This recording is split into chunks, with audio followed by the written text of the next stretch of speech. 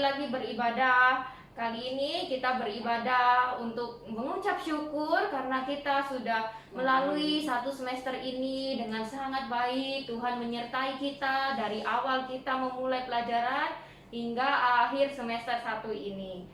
Mari anak-anak, kita siapkan hati kita, mari kita berdoa untuk kita dapat bersungguh-sungguh beribadah di dalam Tuhan Yesus. Mari kita berdoa. Tuhan, terima kasih ya Bapa, kami sangat mengucap syukur bahwa pada hari ini kami boleh ada di sini, kami dapat kembali lagi beribadah bersama-sama untuk kami dapat bersyukur bahwa satu semester telah berlalu. Tuhan, itu bukan karena kekuatan kami, tapi itu semua karena penyertaan Tuhan yang menyertai, memberikan hikmat kepada kami semua ya Bapa. Tuhan, sebentar kami akan memulai ibadah kami ini Tuhan. Kami mohon Tuhan memberikan sukacita, memberikan damai sejahtera sehingga kami dapat bersungguh-sungguh untuk dapat berdoa, mengucap syukur dan bernyanyi bagi-Mu. Terima kasih ya Tuhan. Inilah doa dan permohonan kami di dalam nama Tuhan Yesus kami berdoa. Amin. Mari kita memujikan lagu Bless the Lord, Oh My Soul.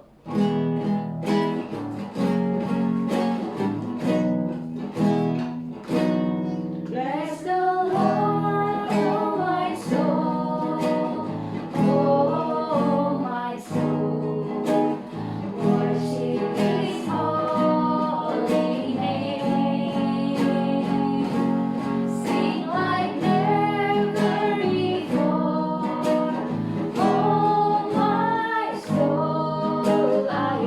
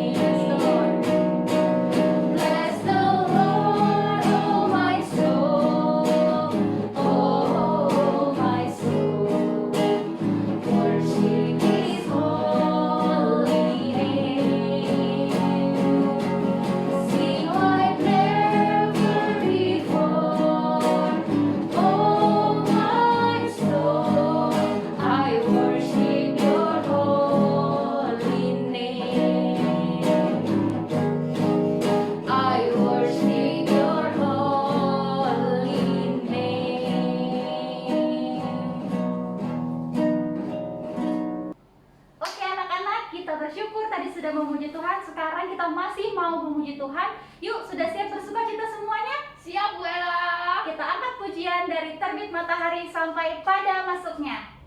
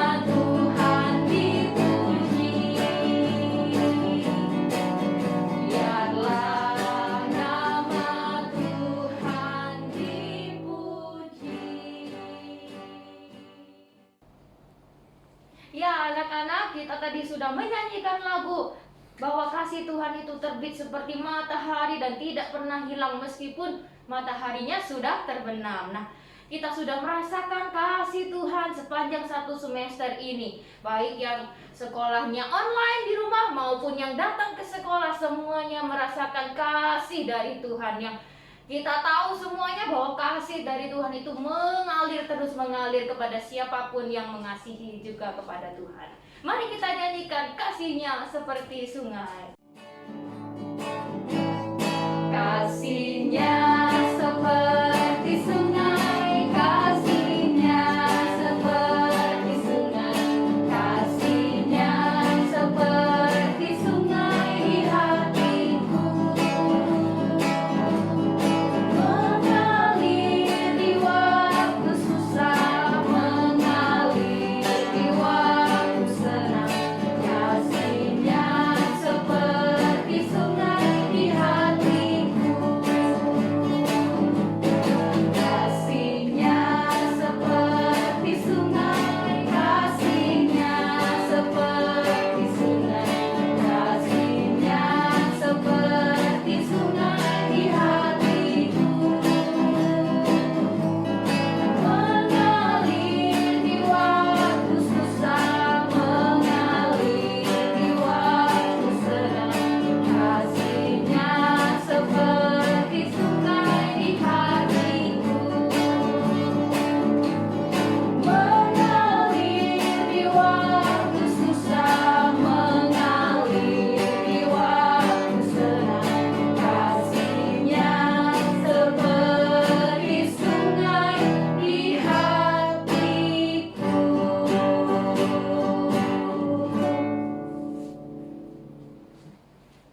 Baik anak-anak, sekarang kita akan mendengarkan firman Tuhan. Mari kita siapkan diri kita, siapkan telinga kita untuk mendengar. Dan sebelumnya kita angkat satu pujian, I have decided to follow Jesus.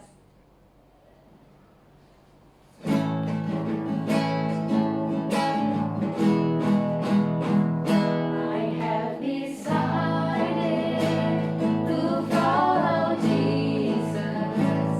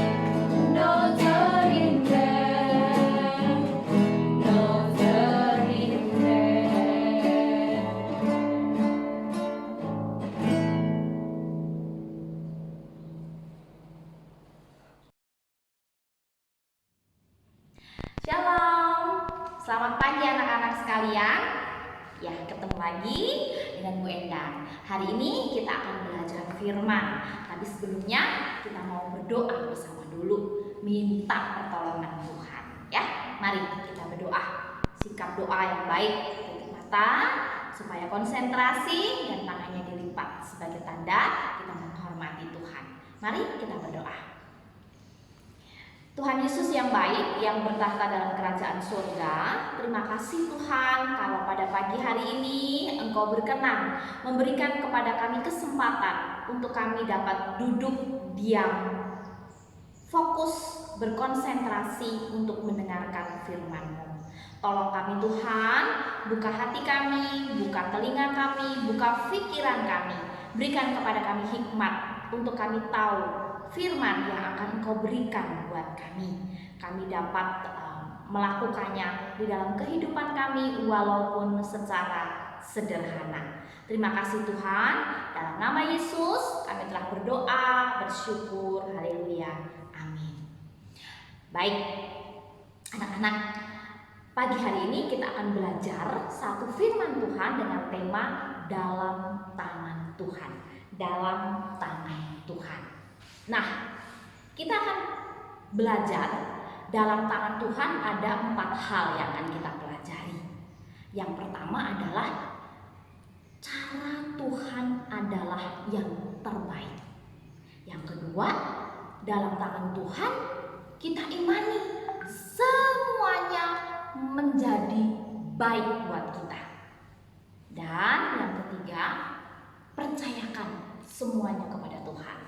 Lalu yang keempat, kita akan mengambil komitmen apa yang harus kita lakukan. Nah, pada pagi hari ini kita akan masuk ke dalam perenungan kita yang pertama. Cara Tuhan adalah yang terbaik. Apa cara Tuhan itu ya yang terbaik buat kita ya? Mari kita lihat. Ya, cara Tuhan yang terbaik buat kita itu apa? Apa cara Tuhan yang terbaik buat kita? Kita lihat di dalam Pengkhotbah 3 ayat 11. Pengkhotbah 3 ayat 11. Yuk semuanya buka Alkitabnya. Lihat di slide-nya Bu Endang juga boleh. Pengkhotbah 3 ayat 11 mengatakan, Ia membuat segala sesuatu indah pada waktunya. Bahkan Ia memberikan kekekalan dalam hati mereka. Tetapi manusia tidak dapat menyelami pekerjaan Allah dari awal sampai dengan akhir. Nah, kadang manusia nggak tahu apa yang diperbuat Tuhan itu baik buat kita. Nah, Bu Enda punya satu cerita. Kalian lihat ya, ada gambar vas ya. Gambar vas bunga yang cantik. Nah, itu vas bunga terbuat dari tanah liat. Nah, ceritanya ada sepasang kakek dan nenek pergi berjalan-jalan, oma sama opa pergi berjalan-jalan di mall.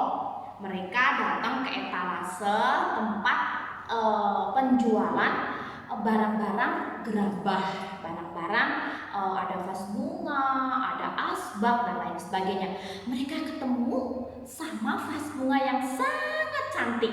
Ya, ada sepasang vas bunga yang sangat cantik. Si oma berkata, opa, cantik banget itu vas bunga. Aku mau dong. Nah, kemudian si opa bilang, ayo kita ke sana. Mereka berdua mendekati vas bunga itu. Nah, pada saat mereka mau ngambil, vas bunganya ngomong, "Ups, terima kasih oma sama opa. Kalian sudah memilih aku, melihat aku. Oma sama opa tahu nggak?" Kata vas bunga, "Aku dulu tidak cantik seperti ini. Aku dulu hanya seonggok tanah liat yang tidak ada nilainya. Warnaku buruk, coklat, jelek, lembek, lengket. Orang gak ada yang mau sama aku, nengok pun mereka gak mau. Kalau bisa aku dihindari karena aku akan membuat kotor." Nah, kemudian datang satu orang perajin mengambil aku, Aku sudah sangat senang. Oh, ada yang mengambil aku. Ternyata teman-teman, tahu nggak? Aku dihantam, aku dipukul-pukul, aku ditonjok-tonjok, aku dibanting-banting, aku diremes-remes, aku diputar-putar. Aku bilang begini, oh stop. Aduh, Pak pengrajin, aku jangan dibanting-banting, jangan diputar-putar dong. Sakit semua badanku. Aku bilang begitu. Tetapi Oma, Opa, aku tetap diputar-putar. Aku dipencet-pencet, aku dipenyet-penyet. Setelah itu aku dibentuk. Ternyata belum selesai. Aku diukir, aku digesek-gesek pakai pisau. Aduh, sakit semua badanku, Oma.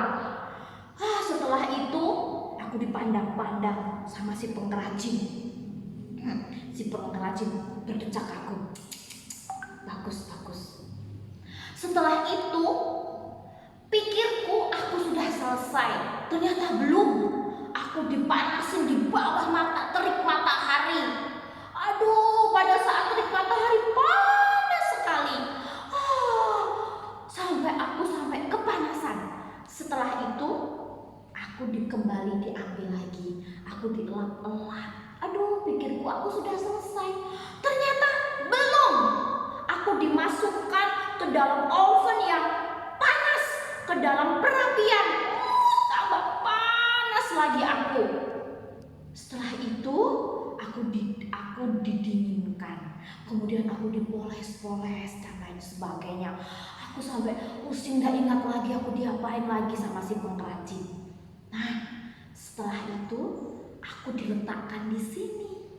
Aku lihat di kaca.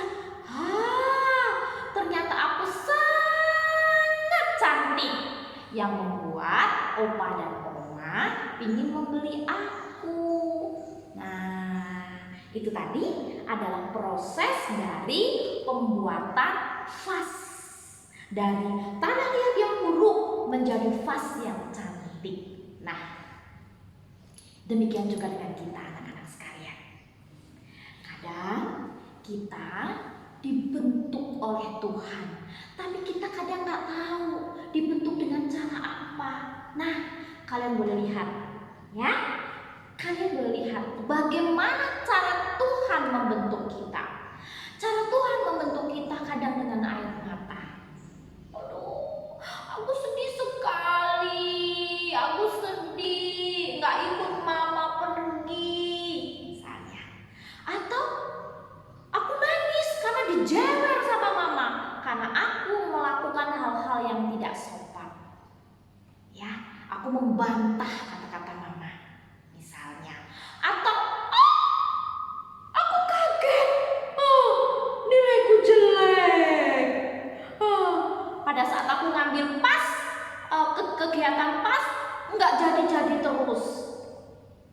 Atau pada saat aku gembira, aku dapat hadiah, gitu ya. Semua hal tadi adalah cara Tuhan membentuk kita. Tetapi kadang kita tidak tahu, kadang kita tidak ngerti apa yang Tuhan lakukan buat kita itu benar atau tidak. Itu dia. Jadi, apa yang harus kita lakukan? Dalam kehidupan kita pernah mengalami penderitaan. Kita pernah mengalami senang. Kita pernah mengalami kecewa. Kita pernah mengalami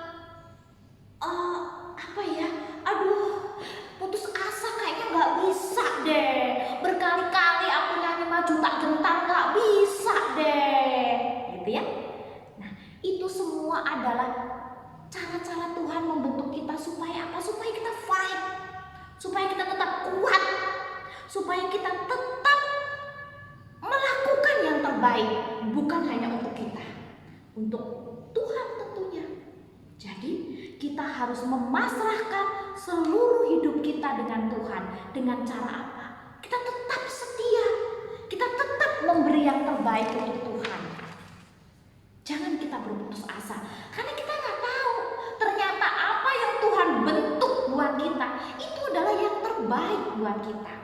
Seperti tadi si vas bunga nggak tahu kalau ketika dia dipukul-pukul, ketika dia diremes-remes, bahkan ketika dia dibakar, semuanya itu perlu perjuangan. Tetapi apa? Hasilnya akan luar biasa. Nah, ya, makanya pengkhotbah tadi mengatakan bahwa segala sesuatu itu indah pada waktunya. Cara Tuhan itu yang terbaik untuk kita. Nah, kita kenapa sih kok cara Tuhan itu pasti mau membuat yang terbaik buat kita? Yakinkah itu? Karena kita harus percaya di dalam tangan Tuhan semua hal itu akan menjadi baik. Katakan amin. Ya, kita amini bahwa berbagai macam hal sudah kita lalui, harus kita hadapi. Kita harus menerima tantangan itu, karena kita pun harus punya keyakinan, kita harus punya satu kepercayaan bahwa dalam tangan Tuhan semua menjadi baik. Nah, anak-anak, kalian pernah lihat bola basket? Bola basket ya. Nah, ini gambarnya. Bola basket itu harganya murah. Kalau di Amerika harganya sekitar $19. Kalau dikurskan ke rupiah ya sekitar 200 ribuan ya. 200 ribuan. Bola basket di tangan Michael Jordan. Kalian tahu, nanti yang nggak tahu search di Google siapa Michael Jordan. Michael Jordan adalah pemain basket paling bagus di zamannya ya. Michael Jordan itu, di tangan Michael Jordan, bola basket yang harganya 200 ribuan itu dapat menjadi berharga seharga 33 juta dolar. Bayangin, gue ngomong aja belibet, 33 juta dolar. Kalau dikurskan ke rupiah, tambah nolnya juta itu 6, tambah lagi nolnya 3 lagi. Banyak itu. Udah bingung deh. Itu bola basket harga 200 ribu jadi sekian juta dolar. Nah, ya. Kemudian gue kasih contoh lagi. Tahu bisbol? Tongkatnya bisbol itu hanya seharga $6. Berarti kalikan 60 ribu, ya 100 ribuan lah ya sekitar segitu. Itu di tangan seorang Mark McGwire, pemain bisbol handal, itu menjadi berharga 19 juta dolar. Karena apa? Karena digunakan sama dia dengan baik, menjadi pemenangnya bisbol. Kemudian gue kasih tahu lagi, tahu tongkat Musa? Ya. Tongkat Musa itu cuma kayu tongkat yang sering dipakai sama oma sama opa. Itu harganya berapa ya? Nggak ada harganya, itu cuma tongkat gitu kok, hanya untuk kalau biasanya untuk pegangan gitu, ya. Tetapi di tangan Musa, Tuhan beri kekuasaan Musa untuk bisa membelah lautan beberapa. Betapa kuasanya Tuhan. Hanya dari tongkat yang tidak berharga, di tangan Tuhan menjadi penolong buat bangsa Israel keluar dari Mesir melalui lautan, dapat membelah lautan. Bena kasih contoh lagi. Tahu ketapel? Ketapelnya si Daud. Bena yakin deh kalian semua ada yang belum pernah lihat ketapel. Ketapel itu kalau Bena orang desa, jadi Bena tahu bagaimana cara buat ketapel. Itu cuma dari dahan pohon yang sudah nggak kepake gitu ya, ditempelin karet, nah gitu, umban gitu. Itu nggak berharga. Tetapi kalian tahu, di tangan Tuhan pakai Daud menggunakan ketapel untuk dapat mengalahkan Goliat orang Filistin. supaya orang Israel lepas dari penjajahan mereka. Luar biasa. Masih gue nak kasih tahu supaya kalian tahu bahwa kita percayakan hidup kita di tangan Tuhan. 5 roti, 2 ikannya Tuhan Yesus. Ya, bisa ngasih makan berapa ribu orang? Ya, 5.000 orang. Banyak itu. Satu dom itu masih kurangnya pasti lebih banyak lagi. Ya, yang dihitung hanya laki-laki loh 5.000 orang. Perempuannya belum, anak-anaknya belum. Itu dari mana? Dari 5 roti dan 2 ikan. Ya kan? Bisa kasih makan mereka masih lebih 12 batu. Nah, yang paling fantastis, Bu Endang kasih contoh betapa barang yang tidak berharga ketika di tangan Tuhan menjadi hal yang luar biasa, yaitu paku. Paku, satu paku itu harganya paling berapa? Tetapi ketika paku ada di tangan Tuhan Yesus, paku itu sangat berharga karena paku itu menjadi sarana untuk Tuhan Yesus menebus dosa dan kesalahan kita sampai saat ini. Ya, jadi mari percayakan hidup kita di tangan Tuhan. Kita hanya anak-anak yang tidak berharga, kecil, tidak punya satu kekuatan apapun. Tetapi ingat, ketika kita mempercayakan diri kita kepada Tuhan, itu menjadi sangat berharga. Jadi segala sesuatu itu bergantung ada di tangan siapa. Jadi serahkanlah semua masalahmu, kekhawatiranmu, ketakutanmu, harapan-harapanmu, impian-impianmu, keluargamu, kawanmu, sahabatmu, dan segala sesuatu sampai dengan impian-impian rancangan ke dalam tangan Tuhan. Ayub 42 ayat 2 mengatakan, Aku tahu bahwa Engkau sanggup melakukan segala sesuatu dan tidak ada rencanamu yang gagal. Yuk sama-sama kita baca ya, sama-sama ya. 1, 2, 3. Ayub 42 ayat 2. Aku tahu bahwa Engkau sanggup melakukan segala sesuatu dan tidak ada rencanamu yang gagal. Aminkan itu ya. Nah, kita percaya bahwa ketika hidup kita di tangan Tuhan, kita akan mendapatkan satu kemenangan, satu harga. Oleh karena itu kita yakin bahwa apa yang kita lakukan itu kita percayakan kepada Tuhan. Bu Enda akan menutup firman ini pada satu cerita tentang tanaman kerdil. Nah, tanaman kerdil itu tanaman kecil yang tidak bisa tumbuh dengan subur. Tanaman kerdil itu tanaman itu akan menjadi kerdil, akan menjadi kecil dan tidak subur ketika tanaman itu terhalang oleh sinar matahari. Jadi tanamannya itu nggak akan tumbuh karena tumbuhan itu hidup dengan fotosintesis, dengan matahari untuk berfotosintesis, untuk memasak makanan, untuk mereka makan. Nah, ketika tanaman itu terhalang oleh sinar matahari, mereka nggak bisa makan, kan gitu. Jadinya kurus, kecil, kerdil, ya. Nah, tanaman itu tidak akan tumbuh kalau dia terhalang oleh sinar matahari. Nah, begitu juga kita, anak-anak.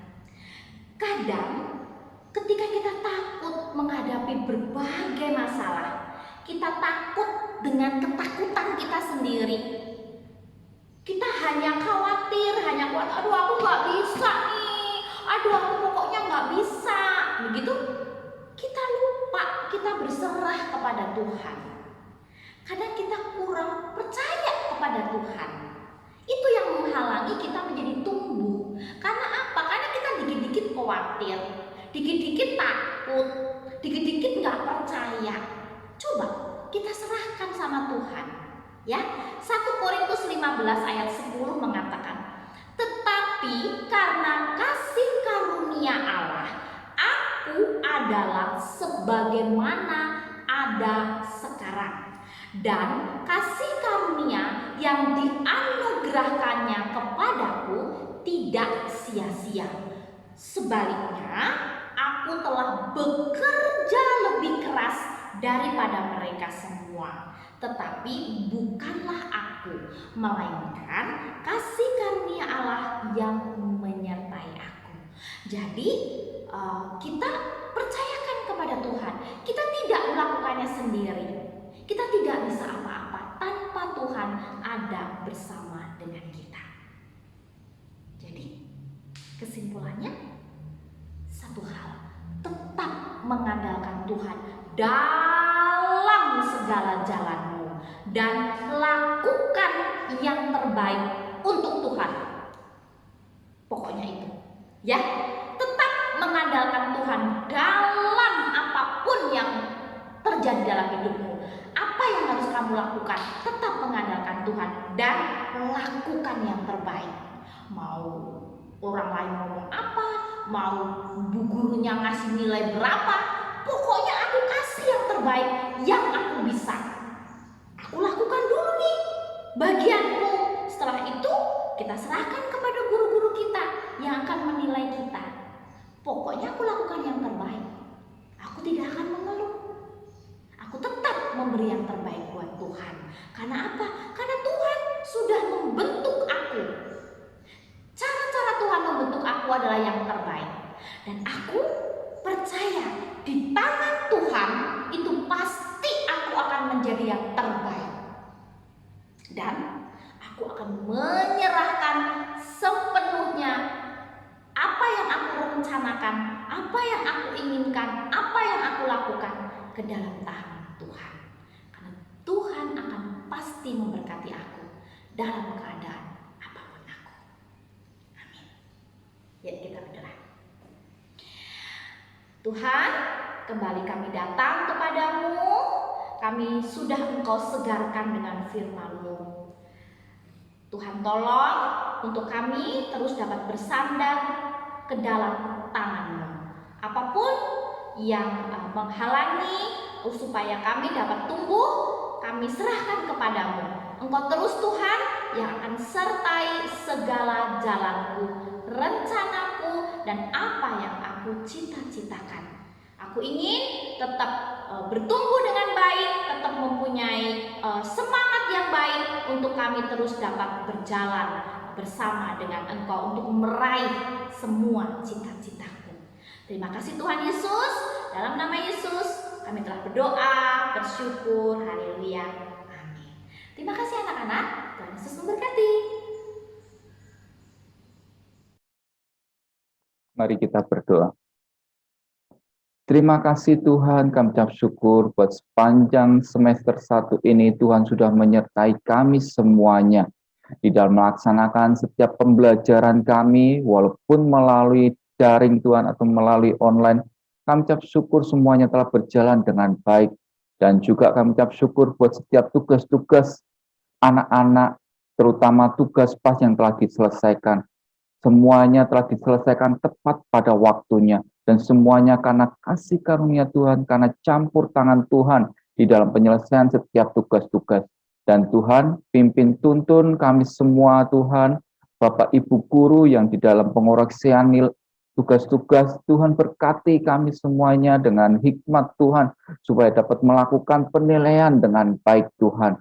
Dan juga di dalam penginputan nilai, kami menyerahkan itu semua ke dalam tangan kuasa Tuhan. Kami mohon Tuhan campur tangan di dalamnya, agar setiap penginputan nilai Tuhan dapat kami lakukan dengan penuh kehati-hatian. Berkati setiap jaringan yang kami pergunakan Berkati juga device yang kami pergunakan di dalam penginputan nilai, agar penginputan nilai Tuhan dapat berjalan dengan baik. Dan berkati juga Bapak Ibu guru dengan ketelitian di dalam penginputan nilai Tuhan, supaya tidak ada kekeliruan yang terjadi dalam penginputan selama penginputan nilai. Terima kasih Tuhan, kami menyerahkan juga di sepanjang libur semester 1 ini ke dalam tangan kuasa Tuhan. Berkati anak-anak yang sedang melakukan libur semester ini ke dalam tangan kuasa Tuhan. Tuhan pimpin, tuntun mereka. Tuhan jaga, lindungi mereka selama liburan. Tuhan berkati liburan mereka Tuhan, agar di selama liburan itu Tuhan dapat mereka pergunakan dengan sebaik-baiknya. Dan ketika waktunya mereka masuk Tuhan, anak-anak dapat masuk dengan semangat yang baru, dengan kekuatan yang baru, dengan semangat belajar di semester 2 nanti. Terima kasih Tuhan, kami menyerahkan acara Natal kami juga ke dalam tangan kuasa Tuhan. Tuhan persiapkan segala sesuatunya di dalam acara Natal kami nanti Tuhan. Terutama untuk setiap Bapak Ibu guru yang ambil bagian di dalam acara ini, kami mohon Tuhan campur tangan di dalamnya. Tuhan membimbing, menuntun, memberikan kepada Bapak Ibu guru ide-ide untuk acara Natal kami. Dan Tuhan berkati acara Natal kami, agar acara Natal kami dapat berjalan dengan lancar. Dan juga Tuhan berkati hamba-Mu Tuhan yang Tuhan pakai untuk menyampaikan kebenaran firman Tuhan. Tuhan pakai hamba-Mu Tuhan untuk menyampaikan firman-Mu Tuhan, agar firman-Mu itu Tuhan benar-benar tertuju bagi kami anak-anak-Mu Tuhan. Dan berkati anak-anak-Mu Tuhan di dalam mempersiapkan diri untuk Natal kami nanti Tuhan. Tuhan persiapkan hati mereka supaya hati mereka dapat ditaburkan oleh kebenaran firman Tuhan. Dan firman itu Tuhan akan tetap tinggal di dalam hati mereka Tuhan. Menjadi penerang di dalam setiap langkah mereka Tuhan. Terima kasih Tuhan, kami serahkan semuanya itu ke dalam tangan kuasa Tuhan. Berkati kami semuanya dan jaga lindungi kami Tuhan. Di dalam nama Tuhan Yesus Kristus, haleluya. Amin.